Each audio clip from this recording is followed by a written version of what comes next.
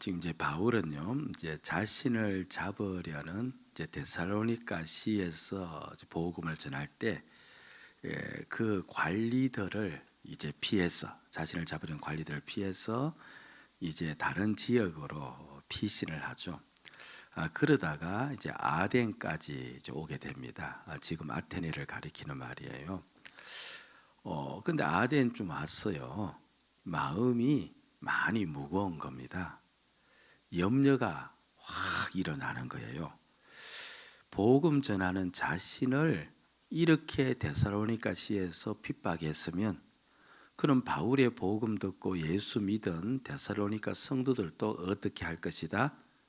핍박을 할 것이다. 그 생각이 마음속에 들어오니까 견딜 수가 없는 겁니다. 자신은 그래도 핍박을 믿음으로 이길 수 있지만, 이제 바울의 생각이죠. 데살로니가 성도들은 믿은 지 수개월밖에 되지 않았기 때문에 그들에게 고난이 오고 환난이 오면 그들이 과연 믿음을 지킬 수가 있을까? 그런 생각이 마음에 드니까 도무지 견딜 수가 없는 거예요. 그래서 어떠하든 간에 그 고난받고 있는 그들이 흔들리지 않고 믿음 생활 잘하도록 하기 위해서 내가 무슨 조치를 취해야 되겠다라고 취한 조치가 뭐냐니까, 자신의 제자 디모데가 있었는데 디모데를 그곳에 보내어서 이제 그들 속에 이제 섞여 있으면서 그들과 교제하면서 그들의 믿음을 세워주는 그 방법을 이제 택한 겁니다. 3절 말씀을 보세요. 같이 한번 크게 읽으면서 집중하십시다. 시작. 이런 환난 중에 흔들리지 않게 하려 함이라. 우리가 이것을 위하여 세움 받은 줄을 너희가 친히 알리라. 어떤 사람도 무엇 가운데서 흔들리지 않게 하기 위해서, 환난 중에서 흔들리지 않기 위해서, 그래서 디모데를 보내서 그들과 교제하도록 했다는 것이 오늘 우리가 읽은 내용이에요. 이 내용을 통하여서 오늘 우리는 두 가지 우리 하나님의 음성을 들어야 됩니다. 몇 가지? 두 가지. 마음이 좀 놓이죠. 세 가지가 아니니까 두 가지 넣는데, 첫째는요, 성도들은 고난을 이상히 여기지 말아야 한다는 겁니다. 따라합시다. 고난을 이상히 여기지 말아야 한다. 예. 자, 그걸 생각하면서 4절 말씀을 한번 봅시다. 좀 크게 읽는 것이 상당히 중요해요. 집중할 수 있으니까 시작. 우리가 너희와 함께 있을 때 장차 받을 환난을 너희에게 미리 말하였는데 과연 그렇게 된 것을 너희가 아느니라. 자세히 보세요. 바울이 그들에게 복음을 전하고 그들이 예수를 믿자 그들에게 무엇을 미리 말하였다는 겁니까? 너희들도 앞으로 무엇을 받을 것이다? 환난을 받을 것이다. 그렇게 말했는데 실제로 그 환난이 그들 가운데 왔다라고 이야기를 하죠. 그러니까 바울은요, 이렇게 한 겁니다. 이제 복음 전하에서 예수 믿는 사람들을 향하여서, 야, 이제 걱정하지 말아라. 하나님께서 너희들 지켜주어서 환난 받지 않을 것이다. 고난이 없을 것이다. 너희들이 평안할 것이다.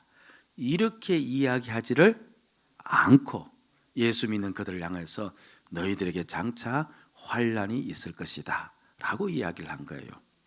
자, 여러분들, 만약 우리가 초창기 예수 믿을 때 목사님이 이 앞에 서서 예수 믿는 초창기 믿는 우리들 향해서 앞으로 여러분 환난 받습니다 라고 이야기를 만약 그때 들었다면, 그때 나는 계속 믿었을까요? 아니면 나갔을까요? 예. 예. 그런데 초창기에 그들에게 그렇게 말하고 환난이 왔다는 겁니다.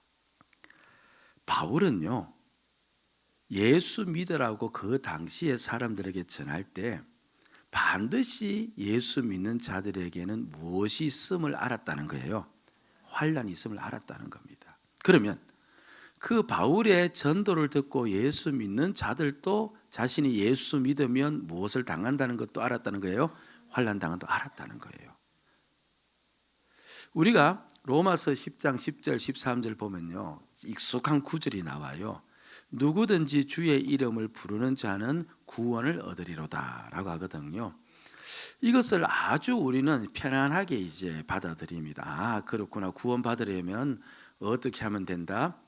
주의 이름을, 그리고 예수를 나의 주라고 고백하면 구원받구나. 그래서 이 방법을 사용해서 이제 전도할 때 그냥 아멘 하십시오. 예수를 주로 시인하십시오. 그러면 구원받습니다. 그렇게 이야기하고 실제로 또 예수가 나의 주임이십니다라고 시인하면 당신은 구원받았습니다. 이렇게까지도 이야기하는 분이 계세요. 그거는요, 저 구절을 다윗이 그 바울이 기록했을 때의 상황, 환경을 전혀 염두에 두지 않고 모르고 해석한 거예요. 저 상황 속에서 어떻게 저 말이 나왔는지를 알면요, 그렇게 쉽게 이야기를 못합니다. 그 당시는요, 로마 황제가 많이 들었죠. 모든 제국을 건설하여 다스리고 있을 때 오직 주라고 부를 수 있는 대상은 누구밖에 없는 겁니까? 자신밖에 없는 겁니다. 그러니까 모든 식민지나 모든 점령지에서 모든 사람들은 로마 황제를 주라고 불렀는데, 그런데 예수 믿는 자들이 예수가 주시다라고 고백을 해버리면은 그것도 로마 황제는 무엇이 아니다는 거예요? 주가 아니다는 겁니다. 로마 황제도 주인이고 예수도 주인이고 이렇게 이야기하면 사람들은 쉬이 받아들일 수 있는데, 그런데 로마 황제는 주인이 아니고 만물의 주인, 이 땅의 주인, 이 나라의 주인은 오직 누구밖에 없다는 거예요? 예수밖에 없다라고 이야기하면은 이거는 그 당시, 그렇죠, 로마 정부와 대척점에 있는 겁니다. 그럼 그곳에 로마 정부의 허락을 받아서 다스리는 관리들이 있다면은 그럼 당연히 그렇게 말한 사람을 어떻게 해야 됩니까? 그렇죠. 가만히 두어서는 안 됩니다. 그거는 지금 대역 죄인이 되어지는 거예요. 어떻게 가만히 둘 수 있습니까? 반정부적 삶을 쓰고 행동을 하는데. 그래서 반드시 그들에 대해 핍박이 오게끔 되어 있습니다. 그리고 그 당시에 그 모든 지역은요, 전부 다 신을 섬기고 있었어요. 그냥 한 사람이 한 신을 섬기는 정도가 아니라 한 사람이 직장에 가면 직장의 신을 섬기고 가정에 오면 가정의 신을 섬기고, 그리고 또 취미 활동하는 그룹이 있으면 취미 활동 신을 섬기고, 한 사람이 몇 가지 신을 다 섬기고 있었거든요. 그 당시에 경건한 사람이라는 말은요, 여러 신을 다 섬기는 사람을 가리키는 말이었어요. 그런데 예수 믿는 자들이 어느 날, 어제까지만 해도 같이 신을 섬기다가 오늘날 왔어요. 그 너희들 섬기는 신은 전부 다 우상이다. 우상이다. 그 신에게 절해서 안 된다라고 그 신에게 절하는 것을 반대하고 신에게 절하지 말라 이야기하고, 그렇게 그 회사 생활하고 그 직장에서 그 일들을 할 때, 그럼 그곳에 있는 사람들이 가만히 있겠습니까? 가만히 있겠어요? 가만히 있지 않습니다.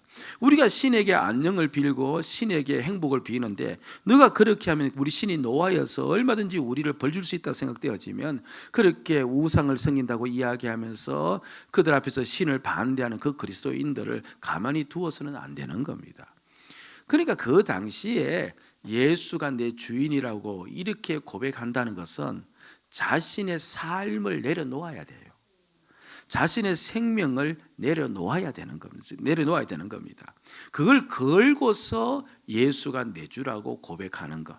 그럴 때 비로소 그 믿음을 보고 구원을 얻는다. 그 당시 그렇게 바울은 이야기를 한 것이죠. 예. 바울이요, 데살로니가에 오기 전에 이제 빌립보라는 지역에서 이제 복음을 전했는데, 거기서도 이제 환난을 당해서 데살로니가로 오지 않았습니까? 그곳에 이제 복음을 열심히 전하다가 그곳에 있는 관리들이 또 이제 바울을 잡아서 채찍을 한 거죠. 그리고 감옥에다가 이제 가두어 놓은 겁니다. 그렇게 감옥에 있는 그 바울에게 이제 하나님께서 이제 감옥의 옥터가 열리도록 만들고 감옥의 문이 열리도록 만드는 역사를 이제 행했죠. 그런데 이제 감옥을 지키는 간수가요, 아무것도 모르죠, 그 사람은. 근데 갑자기 지진이 나고 옥터가 흔들리고 이제 문이 활짝 열리는 겁니다. 그런데 이 간수가 깨어 있다가 그 일을 당했으면 모르는데 졸고 있다가 갑자기 그 일을 당한 겁니다. 그래서 깨서 보니까 전부 다 감옥에 있는 문이 전부 다 열려버린 겁니다. 감옥에 있는 문이 열렸으니까 당장 이 간수의 생각에는 어떤 생각이 들어요? 저 안에 있는 죄수들 전부 다 도망갔겠구나, 그런 생각이 들고, 그럼 죄수들이 전부 다 도망가면 그 책임을 누가 져야 됩니까? 자기가 져야 되잖아요. 그래서 당장에 자신이 쳐야 될 책임감 때문에, 그 무게감 때문에, 그리고 자신이 당할 벌 때문에 그게 두려워서 극단적 선택, 죽으려고 하지 않습니까? 그때 누가 나타나는 거예요? 바울이 그 안에 있다가 짠 나타나는 겁니다. 야, 죽지 말아라. 우리가 도망 안 갔다. 여기에 그대로 있다. 걱정하지 말고 그렇게 선택하지 말아라. 그렇게 이야기했습니다. 그런 다음에 바울이 그 다음에 유명한 말을 하는데, 그 간수를 향하여서 주 예수를 믿어라. 그 다음 여러분들이 해보세요. 예, 너와 내 주 구원한다. 그 말을 한 겁니다. 그때 이 간수가 그 말을 받아들여요. 그리고 자신이 예수를 믿을 뿐 아니라 누구도 예수를 믿어요? 그 집 식구들도 예수를 믿어요. 자, 보세요. 간수는 바울이 왜 감옥에 왔는지 이유를 알아요. 무엇 때문에 왔습니까? 예수 믿는 것 때문에 온 겁니다. 그럼 간수는 자기도 바울이 전한 저 복음을 따라 예수를 믿으면 어떻게 된다는 걸 알아요?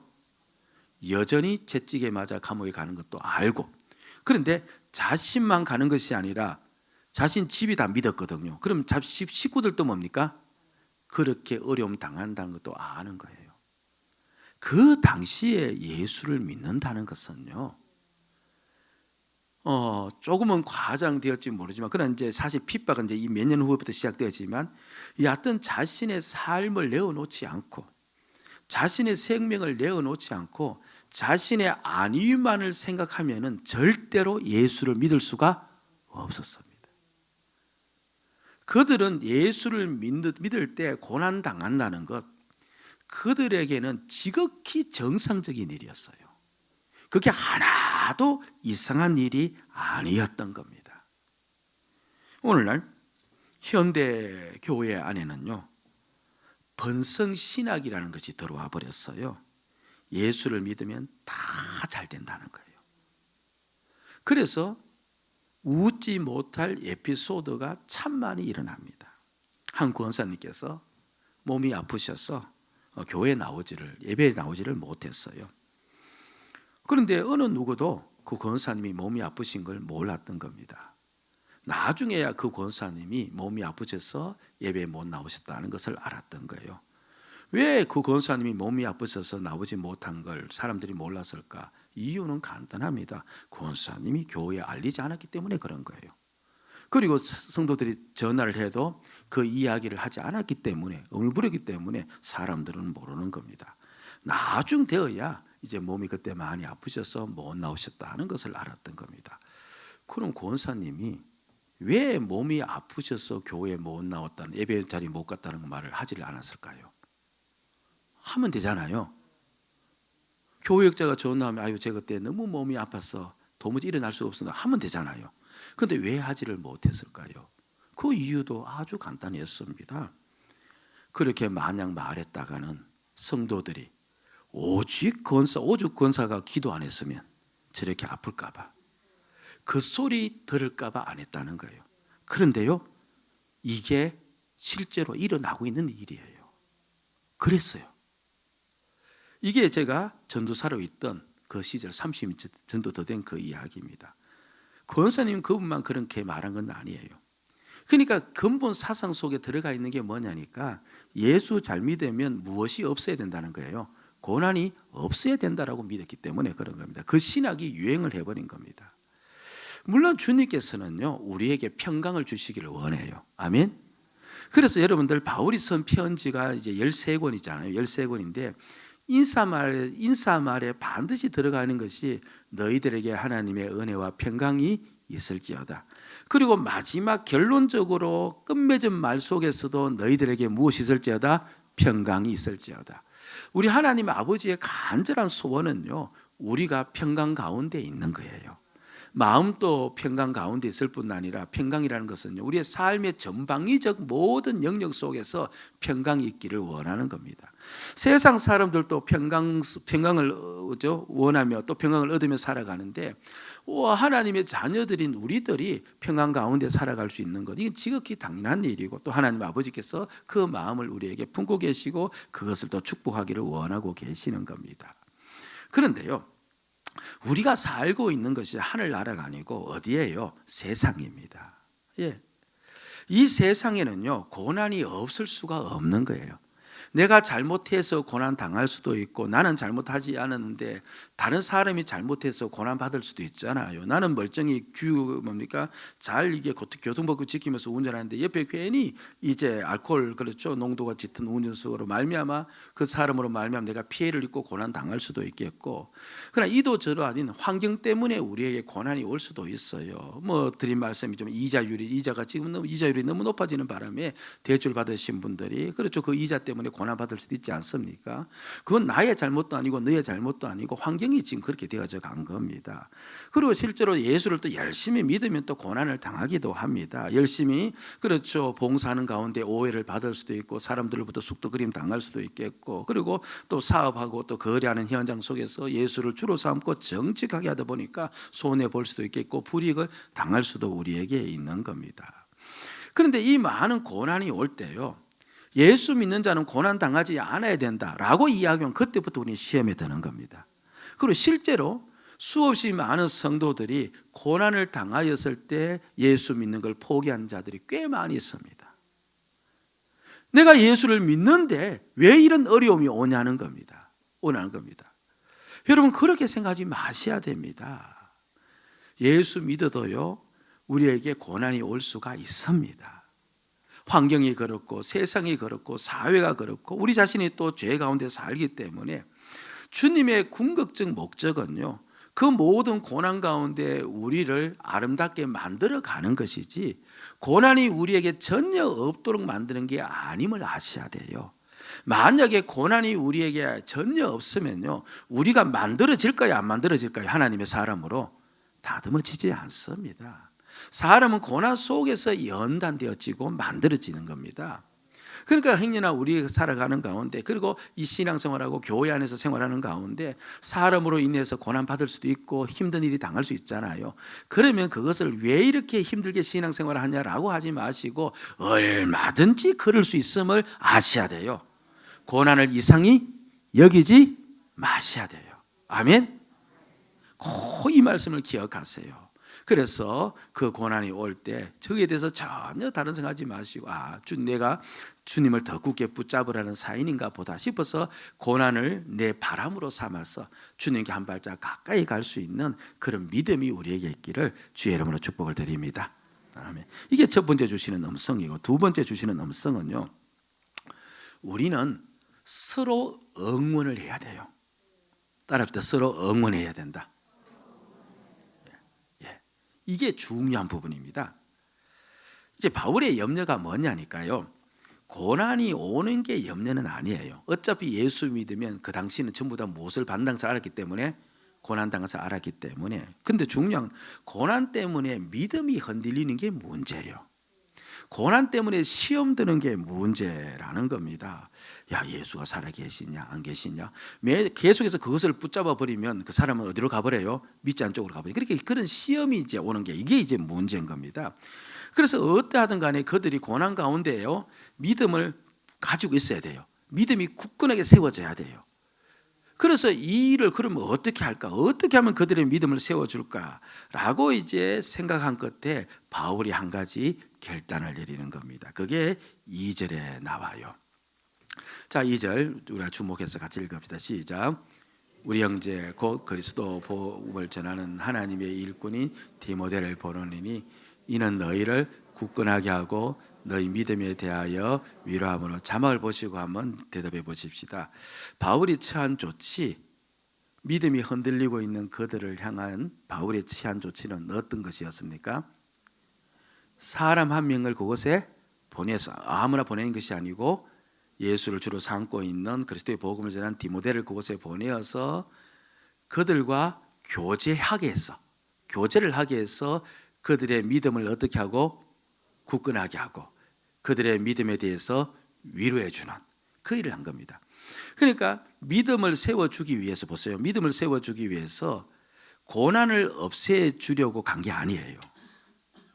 그 사람의 믿음을 더욱더 강화시켜 주는 쪽으로 간 거예요. 여러분들, 행여나 힘든 일이 오면요, 물론 우리가 이 고난 없애주시옵소서라고 기도도 해야 되지만 그때는요, 내 믿음을 강화시키기 위한 하나님의 뜻이 거기에 있어요. 그리고 그 믿음을 강화시키기 위해서 바울은 야 너희들 기도 많이 해라 이렇게 하지 않았어요. 야 너희들 나 없을 때 내가 너희에게 전해준 그 말씀 요약본 다 있지 않느냐, 그 말씀 매일마다 묵상하면서 살아. 그것도 중요하지만 그렇게 하지 않았습니다. 그들 믿음을 강화시키기 위해서, 특별히 환난 중에 있는 그들의 믿음을 더욱더 굳건히 세워주기 위해서 사람을 보내어서 그들과 교제하기 위해서 그들 믿음을 굳건히 세우고 그들 믿음에 대해서 위로했다는 겁니다. 이게 중요한 대목이에요. 저기서 이제 그들 믿음을 너희를 굳건하게 하고 이렇게 나오거든요. 그 믿음을 굳건하게 했다는 말인데, 자 보세요. 우리는요 믿음 이렇게 이야기하면 무조건 한 줄로 요약을 해야 돼요. 믿음은 무엇을 믿음이라고 하는가? 예? 믿음의 내용 있잖아요. 믿음의 내용이 무엇인가 할 때 그것은 무조건 한 줄이에요. 예수가 나의 주인이심을 믿는 것. 이게 믿음의 핵심 내용이에요. 그럼 너희 믿음을 굳건하게 하고라는 말은 지금 그들이 무엇이 흔들리고 있는 겁니까? 예수가 주인이 맞냐 안 맞냐? 예수가 주인이라면, 만물의 주인이라면 왜 이렇게 힘드냐? 이렇게 흔들리는데 그들로 하여금 예수는 주인이 맞다, 이걸 그들에게 강하게 해주는 것, 저게 바로 뭡니까? 너희를 굳건하게 하는 거예요. 예. 근데 그 일을 어떻게 하느냐 하니까 바울은요 아까 이야기한 것처럼 디모데를 보내서 그들과 교제하도록 하는 겁니다. 어떻게 교제합니까? 디모데가 그들에게 부단히 이야기하는 겁니다. 예수가 주인이시다, 이걸 여러 방향에서 이야기하는 겁니다. 이렇게 힘든 일이 오고 어려운 일이 온 것도 우리 예수님께서 모든 만물을 다 합력해서 우리로 하여금 유익하도록 하기 위해서 어려운 것이 온 것이지, 이게 다른 것으로 어려운 게 아니다. 그리고 예수님께서 우리를 사랑하시기 때문에, 주인 되신 우리 주님께서 우리를 사랑하시기 때문에 이것도 우리가 감사해야 될 일이고 시간이 지나고 나면 다 유익한 일로 바뀔 것이다. 예수가 우리 주인이 맞다. 이것을 그냥 이런 말 저런 말을 더해서 계속해서 심어주는 겁니다. 그렇게 계속해서 디모데하고 교제를 하는 거죠. 디모데를 만나서 이런저런 이야기를 하는 가운데 디모데의 핵심 내용은 계속 그 이야기를 하는 거예요. 하면 그럼 이들 마음속에 그래 예수가 주인이 맞아, 이런 생각이 확 들어오면 흔들림이 끝이 나는 거예요. 그래 주님께서 이 환경을 허락했으니까 그럼 주님께서 반드시 내 삶을 이끌어 가실 것이다. 그런 믿음이 생기면서 그 흔들리는 믿음이 잠재워지고 믿음이 굳건히 세워지는 역사가 일어나는 거예요. 바로 그렇게 하라는 겁니다. 디모데를 향해서. 또 디모데를 하여금 무엇을 하라고 하는 거니까 교제하는 가운데 그 믿음에 대하여서 위로해 주어라고 하지 않습니까? 저기서 위로하라는 말은 격려하라는 말이거든요. 그러니까 어디든 지금 그들의 믿음을 붙잡아 주어야 되는데 보세요. 이제 실제는 그렇지 않았지만 이제 하나의 가정을 하는 겁니다. 그들이 지금 막 흔들리고 있는 거예요. 정말 예수가 살아계시냐, 이게 정말 하나님이 우리 아버지가 맞냐, 막 이렇게 흔들리고 있는데 그런 가운데서도 그래 내가 어떠하든 간에 이 환경 가운데 좀 기도해야 되겠다 싶어서 그 성도가 이제 기도하러 가는 겁니다. 근데 기도하러 가는데도 불구하고 마음속에 염려가 채워져 있고 마음이 불안합니다. 그래도 이제 간신히 힘을 내어서 기도하는 겁니다. 자 보세요. 그렇게 마음에 염려가 채워져 있고 힘들지만 그래도 간신히 기도하는 그거 귀해요, 귀하지 않아요? 귀하잖아요. 그러니까 그 믿음에 대하여 뭘 하라는 거예요? 격려를 해주는 겁니다. 야, 너 불안한 가운데 와서라도 이렇게 기도하니까 참 귀하다. 너 정말 잘 믿고 있다. 박수 쳐주라는 겁니다. 이렇게 하지 말라는 거예요. 야, 너가 예수 믿은 지 몇 년이 되는데 아직까지 불안해하면서 기도하냐? 기도할 때 그렇게 해서 안 돼. 강건한 믿음을 가지고 기도해야지. 아직까지 불안에 떨고 기도하고 도대체 너 예수 믿은 지 몇 년이야? 이렇게 하지 말라는 겁니다. 무슨 말씀인지 이해가 되죠? 예. 아니 봉사를 안 하던 양반이 그렇죠. 어쩌다 한번 시간을 내어서 이제 봉사로 이제 교회 온 겁니다. 봉사로 왔어요. 아니 도대체 지금까지는 한 번도 봉사하지 않고 무슨 바람이 불었길래 봉사로 왔냐? 아니 도대체 왜 지금까지는 놀고 먹고 있다가 이제 봉사 왔냐? 이렇게 하지 말아라는 거예요. 그렇게 놀고 먹고 있다가 한번 봉사로 오면 그걸 뭡니까? 귀하게 여기고 아이고 집사님 봉사로 오셨구만요. 너무 잘하셨습니다. 아마 우리 교회가 더 부흥될 겁니다. 라는 식으로 해서 그 믿음에 대하여서 격려를 해 주어라는 거예요. 성경을 평생을 읽지 않다가 어쩌다가 마음에 바람이 불어서 그날따라 성경을 딱 펼쳐놓았습니다. 아내가 그 모습을 물끄러미 바라보니 기가 찹니다. 늘 마음대로 살다가 오늘 무슨 바람이 부는지, 아니 도대체 지금까지는 한 번도 성경을 열지 않고 먼지만 덜덜 사이에 있던데, 아니 오늘 무슨 바람 불어서 성경 보냐, 그렇게 하지 말라는 거예요. 그 한 번이라도 귀하게 여기고, 오늘은 성경 보잖아요. 아이고 성경 보는 모습이 너무 보기 좋다고, 나도 그렇게 성경 보기를 원한다고, 그 믿음에 대해서 격려를 해 주어라는 겁니다. 그런데 이게 쉬울까요? 쉽지 않을까요? 쉽지 않아요. 오랫동안 예수 믿는 자가, 믿었던 자가 어쩌다 한번 봉사하면 칭찬하고 싶습니까? 아니면 구박하고 싶어요? 예? 좋은 말 나올 수가 없어요. 그렇게 하지 말라는 겁니다. 너희들이 이제부터 어떻게 해야 되느냐, 지금 바울이 우리에게 가르쳐 주고 있는 겁니다. 지금 우리가 세상 속에서 살고 있어요. 여러분들, 우리가 미국이라는 나라에 만약에 이민을 갔다고 생각해 보시기 바랍니다. 그러면 미국의 문화를 우리가 쉽게 습득할 수 있을까요? 없습니다. 아마 죽을 때까지 우리는 한국인으로 살다가 죽지 미국인으로 살다가 죽지는 않을 겁니다. 미국의 음식도 습득 못하고, 미국의 그 문화도 습득 못하고, 미국의 가정적인 문화도 우리는 잘 받아들이지 못하고, 우리는 한국인으로서 살다가 한국인으로서 죽을 수밖에 없는 그런 습성을 가지고 있는 겁니다. 보세요, 이 지구 땅덩어리에, 그렇죠, 사실은 우리의 인간 계산으로 멀지만 그러나 한편으로 보면 이 좁은 지구 땅덩어리에, 그렇죠, 몇 시간만 갈 수 있는 그 나라에 가서도 그 나라의 문화를 흡수하지 못하고 결국 자기 문화, 자기 습성 가지고 살다가 죽을 수밖에 없는 것이 우리인데, 이 세상이라는 나라에 우리가 태어나서 우리가 지금 어느 나라로 옮겨졌어요? 하나님 나라로 옮겨진 거거든요. 전부 다 자기를 주인으로 삼고 있는 그런 나라들 속에서 예수를 주인으로 삼는 그 나라로 옮겨졌습니다. 그러니까 예수 나라로 옮겨진 우리들이 예수 문화가 쉽게 잘 몸에 습관이 배일까요? 안 배입니다. 잘 안 배요. 그래서 매 주일마다 이 이야기를 듣지 않습니까? 잘 안 배입니다. 안 배요. 우리에게는 정죄가 일상화되어 있고 비방이 일상화되어 있고, 우리에게는요 사람을 향하는, 그렇죠, 무시가 일상화되어 있습니다. 그 사람이 잘하면 잘하는 대로, 그 사람이 못하면 못하는 대로 그 사람에 대해서 깎아내리는 것이 세상의 일상화된 풍습이고, 우리 또한 그것에 흡수되어 있는 겁니다. 그래서 오늘날 교회에서도요 얼마나 많은 비방과 비난이 우리 교회 안에 있는지 모릅니다. 그래서 사람들이 두려워하는 것이 교회가 말이 많고, 교회에서 무슨 말 한마디만 하면은요 그 말이 퍼질까 싶어서 전전긍긍, 그래서 교회는 차라리 만나지 않는 것이 좋다라고 생각하면서 사시는 분이 꽤 많이 있지 않습니까? 이게 쉽게 되는 게 아닌 겁니다. 여러분들, 교회는 그게 아닌 겁니다. 교회는 만나서 서로 무엇을 해주어야 돼요? 응원해 주는 겁니다. 그렇게 세상 나라에 살다가 그래도 조그만, 그렇죠, 믿음의 삶을 사는 모습을 보면, 예수를 주로 섬기는 그 모습을 보면 옆에서 뭡니까? 적극적으로 그 사람을 바라보면서 인정해주고 격려해주고 칭찬해주고, 어떠한 그 사람을 향한 비방과 비난은 다 내려놓고 그렇게 해줄 때 비로소 그 믿음이 굳건히 세워지는 거예요. 다른 식으로 믿음이 세워지지 않기 때문에, 그래서 디모데를 보내어서 그들의 믿음에 대해서 위로해 주기를 원하고 있다. 지금 이 이야기를 하고 있는 겁니다. 제가 고등학교 때까지요, 이제 그 밖에 나와서 이제 고등학교 때까지가 아니죠. 여하튼 이제 밖에 나와서 공부를 했는데, 그러니까 고등학교 때까지 이제 제가 이제 그 사는 집, 시골 집이 이제 그 아궁이를 가진 집이었습니다.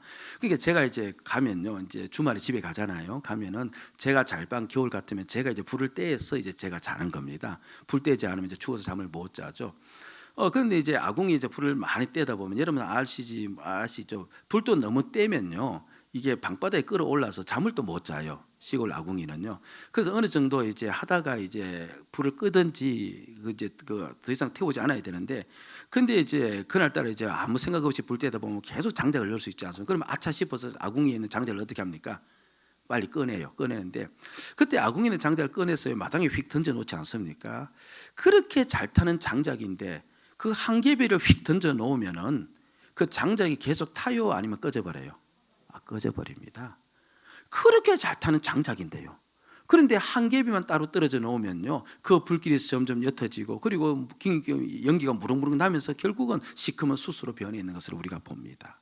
그런데 생장작이라고 하죠. 금방 베어내는데 마르지 않는, 아직까지 물기가 있는 장작, 이건 안 타요. 그 안 타는 장작인데도요, 아궁이 불길 속에 넣어놓으면 어때요? 타요. 탑니다. 무슨 말씀인지 이해하십니까? 혼자 내가 조용히 신앙생활을 하는 건요, 한편으로 좋아 보일지 모르지만요, 성도 간의 믿음의 교제가 없이 혼자 조용히 하면요, 신앙이 타오르지를 않아요. 타오르지 않을 뿐 아니라 잘못하면 신앙이 더 이상 정체 상태에 머무르다가 잃어버릴 수가 너무 많이 있는 거예요. 어느 한 분이 등록을 했어요. 이분이 약사였어요. 나이는 70이 넘었습니다. 그런데 이번에 등록했고 약사인데 이제 제가 등록 신방을 가야 되지 않습니까? 그래서 등록 신방 날짜를 잡으려고 하니까 등록 신방을 받지를 않겠다는 거예요. 그래서 등록 신방을 받지 않으니까 부득불 그분이 이제 일하고 있는 그 시간에 제가 맞춰서 그냥 들르는 수밖에 없죠. 그래서 몇 분은 들리면서 이야기를 주고받는데 그분이 어느 날 진지하게 저에게 이야기를 해요. 강도사님, 그때는 강도사였죠. 강도사님, 오실 필요가 없습니다. 필요 없습니다. 제가 나이가 70이 넘었고, 그리고 약사니까 배울 만큼 다 배웠고, 이 나이에 제가 등록해서 예수 믿겠다고 했으면 이게 무슨 거짓이 있겠습니까? 이제 제가 다 알아서 할 테니까 강도사님은 수고스럽게 오지 않아도 됩니다. 그렇게 이야기했어요. 제가 그 말을 믿었을까요? 믿지 않았을까요? 믿었습니다. 왜 믿었을까요? 그때는 목회 초년생이었기 때문에. 사람이 죄인인 걸 알면 안 믿었을 건데 그때는 믿었어요. 또 믿을 수밖에 없는 게, 아니 70 넘으신 분이 교회 안 다니시다가, 그리고 이제 그것도 또 보통 사람이 아니고 어떤 분이에요? 배운 사람이 그렇게 진지하게 말하는데, 그렇죠? 그런데 그분이 3개월을 거의 넘지를 못했어요. 한 1개월 정도 열심히 나오시다가 그 다음에 띄엄띄엄 나오다가 결국 마지막에 가서는 나오질 않고, 그 다음에 제가 가서도 만나주지도 않고 전에도 받지도 않고, 결국 그 사람이 제 그곳에 있는 동안 발길을 끊어버린 겁니다. 우리는요, 조용히 무언가 예수를 믿으면 좋을 것 같아 보이지만서도, 편할 것 같아 보이지만, 여러분이요, 우리의 신앙은요 그렇게 굳어지도록 만들어 놓지 않았습니다. 교회는요, 삼위 하나님 공동체의 모습을 본따서 만든 공동체이기 때문에 반드시 서로의 믿음이 강해지려면 서로가 교제를 해야 돼요. 그런데 교제를 하는데 어떻게 교제를 해야 되는가 하니까, 서로 만나서 부동산 이야기만 해버리고 서로 만나서 자녀 교육만 얘기해버리면요, 믿음이 성장되지 않고 오히려 믿음이 비교가 되어지고 더 의기소침해져서 믿음이 떨어져 버려요. 오직 우리의 만남 속에서 중심되는 이야기는 무엇이 되어져야 된다는 말이에요? 예수 그리스도. 아멘. 그보다 그리스도가 주이시다. 예수가 정말 주가 맞더라. 내 삶을 살아보니까, 내 오늘 이 일을 당해보니까 정말 예수님께서 모든 것을 주관하시고 주이시다. 이 이야기를 우리가 자꾸 하는 겁니다. 그러면 그 이야기하는 내가 믿음이 강해질 뿐 아니라 그 이야기 듣는 사람들도 그 이야기를 통하여서 힘들고 어려운 삶을 살도록, 그래, 예수가 주인 맞아, 주인 맞아, 그러면서 힘든 삶 속에서 주님께서 내 주인 되시니까 내 삶을 이끌어낼 수 있을 거야 라면서 마음속에 믿음이 굳건해지면서 올라설 수가 있고, 그리고 서로 만나서 그 작은 믿음이지만, 겨자씨 같은 미미한 믿음이지만 계속 응원을 해주는 겁니다. 그렇게 하는 것이 좋다고, 잘 믿는다고, 너 지금 열심히 믿고 있다고 계속 응원을 해주는 거예요. 그런 가운데 서로가 응원을 받고 서로가 예수를 중심으로, 예수 그리스도 주심을 나타내므로 말미암아서, 그러면서 우리의 믿음이 굳건해지고, 그리고 우리가 이 교회를 다니면서 감사와 기쁨으로 다닐 수가 있는 거예요. 지금 바울이 그 원리를 사용하고 있는 겁니다. 이것은 물론 예수님께서도 동일하게 사용하신 방법입니다. 예수님께서 말씀을 전함으로, 설교함으로 사람들을 구원하고 믿음을 이렇게 세운 것이 아니고요, 예수님 수가성에 있는 여인을 만나기 위해서 직접 갔잖아요. 가서 그 여인을 만나서 교제하고 그 여인에게 자신이 주이심을 나타내고, 그리고 그 여인이 그래도 예배를 갈망하는 그 갈망을 보시고 그것을 칭찬하시고, 그러면서 그 여인의 믿음을 세웠거든요. 삭개오가 얼마나 많은 사람들로부터 조롱을 받았습니까마는, 그런데 자신을 갈망하고 있다는 것을 안 예수님께서 그를 만나시고 그 집에 들어가서 거하시고 그와 교제를 나누면서 그 믿음을 세워주었거든요. 여러분들이요, 우리가 여러 모양으로, 그렇죠, 이 신앙생활 할지라도 그러나 어떠하든 간에 성도 간의 교제를 꼭 할 수 있도록 힘을 써야 돼요. 그리고 교제하는 가운데 어떠하든 예수를 중심에 놓고 예수의 주의심을 서로 이야기하고, 그리고 작은 믿음이라도 내 눈에 보이면 그 믿음을 붙잡고 칭찬해주고 격려해주고, 그렇게 우리가 같이 나간다면요, 우리의 모든 믿음이 굳건히 세워지는 역사가 나타날 줄로 믿습니다. 그리고 이번 한 주 우리가 또 VIP를 만나는데, 이번 한 주 만날 때 한번 해보시기 바랍니다. 그래도 내가 예수 믿고 예수를 내 주로 삼고 변한 게 있잖아요.